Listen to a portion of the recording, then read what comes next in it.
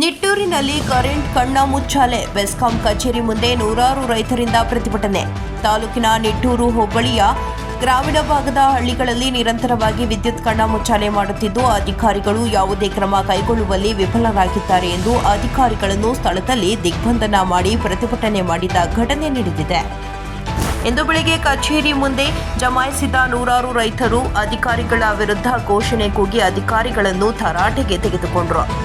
ಸ್ಥಳದಲ್ಲೇ ಪರಿಹಾರ ನೀಡದೆ ತೆರಳುವಂತಿಲ್ಲ ಎಂದು ಸುಮಾರು 3 ಗಂಟೆಗಳ ಕಾಲ ಪ್ರತಿಭಟನೆ ನಡೆಸಿದರು. ನಂತರ ಪ್ರತಿಭಟನಾಕಾರರನ್ನು ಉದ್ದೇಶಿಸಿ ಮಾತನಾಡಿದ ಬಿಜೆಪಿ ಮುಖಂಡ ಎಸ್ಡಿ ದಿಲೀಪ್ ಕುಮಾರ್, ಸರ್ಕಾರ 7 ಗಂಟೆಗಳ ಕಾಲ ವಿದ್ಯುತ್ ನೀಡುವುದಾಗಿ ಬೊಗಳೆ ಬಿಡುತ್ತಲೇ ಇದೆ. ಆದರೆ ಇಲ್ಲಿಯವರೆಗೂ ಸರಿಯಾಗಿ ವಿದ್ಯುತ್ ನೀಡುತ್ತಿಲ್ಲ. ಅದಕ್ಕೆ ಪೂರಕವಾಗಿ ಅಧಿಕಾರಿಗಳು ಕೂಡ ಮನಸ್ಸೋ ಇಚ್ಛೆ ಕರೆಂಟ್ ನೀಡುತ್ತಿದ್ದು, ಅಸಮರ್ಪಕ ವಿದ್ಯುತ್ ಪೂರೈಕೆ ಮಾಡುತ್ತಿದ್ದಾರೆ. ಈ ಕೂಡಲೇ ರೈತರಿಗೆ 3 ಫೇಸ್ ಕರೆಂಟ್ ನೀಡದಿದ್ದರೆ ಉಗ್ರ ಹೋರಾಟ ಮಾಡಲಾಗುವುದು ಎಂದು ಎಚ್ಚರಿಕೆ ನೀಡಿದರು.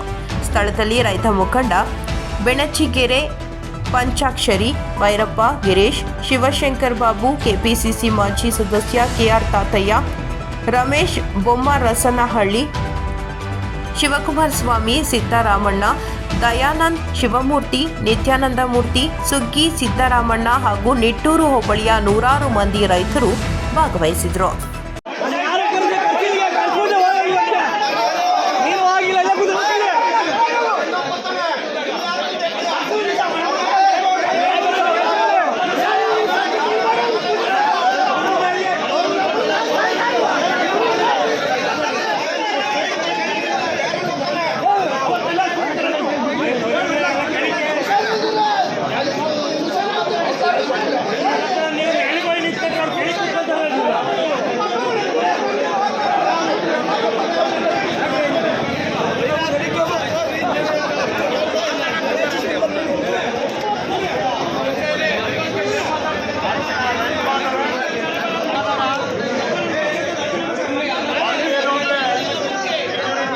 ಬರೀ ನೀವು ಕಾನೂನಿಗೆ ಕೂತ್ಕೊಳ್ಳೋಕ್ಕಾಗಲ್ಲ.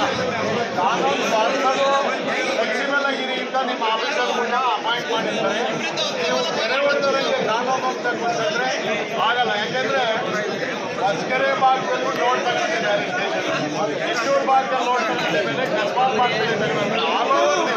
ಈಗ ಕೊಡಗೆರೆ ಮಂದಿರಿ ಕಡೆಗೆ ಹೋದರೆ ಅದು ಕಮ್ಮಿನೇ ಲೋಡ್. ಏನು ಹೇಮಾವತಿ ಬ್ಯಾಂಕಿದೆ, ಇಲ್ಲಿ ಲೋಡ್ ಜಾಸ್ತಿ ಆಗುತ್ತೆ, ಮೋಟ್ರುಗಳು ಜಾಸ್ತಿ, ಅಡುಗೆ ಮೋಟ್ರುಗಳು ಜಾಸ್ತಿ. ಹಾಗಾಗಿ ನೀವು ಅಫಿಷಿಯಲ್ಸ್ಗಳನ್ನ, ನಿಮ್ಮ ಮೇಲಧಿಕಾರಿಗಳನ್ನ ಕನ್ವಿನ್ಸ್ ಮಾಡಬೇಕು. ಎಷ್ಟಿತ್ತು ಅಂದರೆ ಪರ್ಟಿಕ್ಯುಲರ್ ಕೊಟ್ಟಿದ್ದಾರೆ. ಇವತ್ತು ಎಷ್ಟು ಗಂಟೆ ಕೊಟ್ಟಿದ್ದಾರೆ? 8 ಗಂಟೆಗಳ ಕಾಲ 3 ಫೇಸ್ ಕೊಡ್ತೀವಿ ಅಂತ ಹೇಳಿದ್ರು. ಹಿಂದೆ 3 ವರ್ಷಗಳ ಬರಗಾಲ ಬಂದಿತ್ತು. ಎಸ್.ಎನ್. ಕೃಷ್ಣ ಮುಖ್ಯಮಂತ್ರಿ ಇದ್ರು, ಅವತ್ತೇ ಸಿಂಗಲ್ ಫೇಸ್ ನಿಲ್ಸಿರ್ಲಿಲ್ಲ. ಇದರಿಂದ ಕಾಣದ ಕೈಗಳ ಹುನ್ನಾರ ಇದೆ.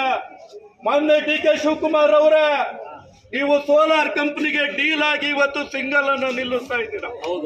ಮನೆಗಳಿಗೆ ಸೋಲಾರ್ ಅಳವಡಿಸ್ಕೊಳ್ಳಿ, ಕೃಷಿ ಪಂಪ್ ಸೆಟ್ಟಿಗೆ ಸೋಲಾರ್ ಅಳವಡಿಸ್ಕೊಳ್ಳಿ ಅಂತ ಹೇಳಿ ಸೋಲಾರ್ ಕಂಪನಿಗೆ ಡೀಲ್ ಆಗಿ ಈ ಬೆಸ್ಕಾಂ ಅಧಿಕಾರಿಗಳು ಮತ್ತೆ ಇಲಾಖೆ ಸಚಿವರು ರೈತರ ಮೇಲೆ ದಬ್ಬಾಳಿಕೆ ಮಾಡ್ತಾ ಇದ್ದಾರೆ.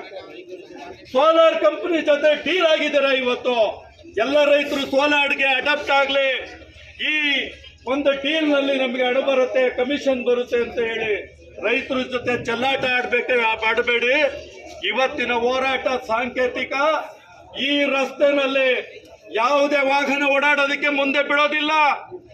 ಈ ರಸ್ತೆನಲ್ಲಿ ಯಾವುದೇ ವಾಹನ ಓಡಾಡೋದಕ್ಕೆ ಮುಂದೆ ಬಿಡೋದಿಲ್ಲ. ರೈತರನ್ನ ಕೆಣಕಿ ಯಾವ ರಾಜಕಾರಣಿನೂ ಬದುಕುಳಿದಿಲ್ಲ.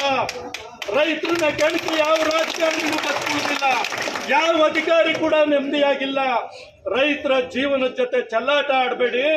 ರಾಜ್ಯ ಸರ್ಕಾರಕ್ಕೆ ಎಚ್ಚರಿಕೆ ಕೊಡ್ತೇವೆ. ಮಾನ್ಯ ಶಾಸಕರೇ, ಮಾನ್ಯ ವಾಸಣ್ಣವರ, ನಮ್ ಕಡೆ ಗಮನ ಕೊಡಿ. ನಿಮಗೆ 5 ಬಾರಿ ಗೆಲ್ಸಿದ್ದಾರೆ. ಈ ಕ್ಷೇತ್ರದ ಜನತೆಯ ಬಗ್ಗೆ, ರೈತರ ಬಗ್ಗೆ ಗಮನ ಕೊಡಿ ಸ್ವಾಮಿ. ನಾವು ಇವತ್ತು ಬೀದಿಯಲ್ಲಿ ಬಿದ್ದಿದ್ದೀವಿ ವಿದ್ಯುತ್ ಇಲ್ಲದೆ. ನೀವು ಗಮನ ಕೊಡಬೇಕು, ಇದ್ರ ಬಗ್ಗೆ ಧ್ವನಿ ಎತ್ತಬೇಕು.